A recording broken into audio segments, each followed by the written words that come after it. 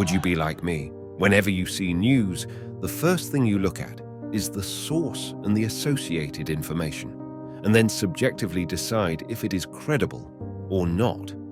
It seems that the source is the key for us to judge whether the news is credible or not, and the perception of things seems to be unable to give us the right judgment at this time.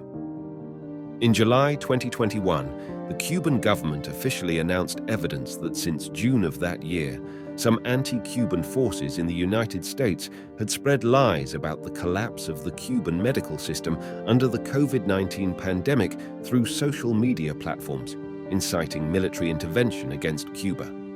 According to the website of Monthly Review, in May 2022, Paul Nakasone, commander of the United States Cyber Command and director of National Security Agency, disclosed that the United States Cyber Command had been engaged in multiple information-based operations in support of Ukraine.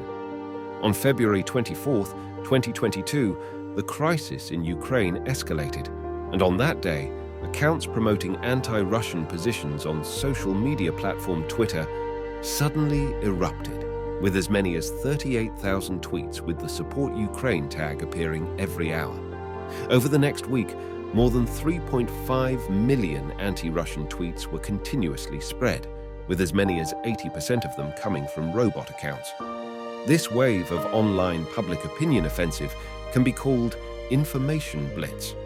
All of the above events were created in a sea of blood and lies, and then covered with a beautiful coat called press freedom. In fact, this is a cognitive war to manipulate public opinion. In 1948, President Truman introduced the Smith-Mundt Act, which allowed the US government to conduct international public opinion activities by attracting global audiences.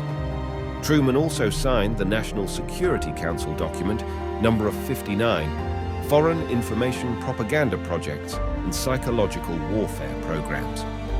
At this time, the strategic thinking of large-scale propaganda mobilization in the United States had taken shape, laying the foundation for its later external public opinion warfare system. In 1953, President Eisenhower established the United States Information Agency to influence overseas audiences through various infiltration methods. With careful planning, the US's global public opinion warfare was fully unfolded. The Truth Campaign, the Trojan Plan, the Wanderer Plan, the Brainwave Plan, and other secret operations were launched one after another. The purpose of these actions is to induce audiences in hostile countries to generate anti-government sentiments, manipulate their psychological consciousness, and thereby turn to American values, facilitating the cultivation of pro-American forces by the United States. In 1983, President Reagan signed Executive Order 77, officially establishing the status of public opinion diplomacy. In 1985, the United States promulgated the Zorinsky Amendment Act, marking the maturity of the mechanism for launching public opinion attacks abroad. In the past few decades, the US has carried out public opinion warfare in many local wars, such as the Gulf War, the Iraq War, Afghanistan, Nicaragua, Bosnia, and Herzegovina, and achieved good results. Under the guise of the Cold War, the CIA overthrew 11 democratically elected governments in Latin America.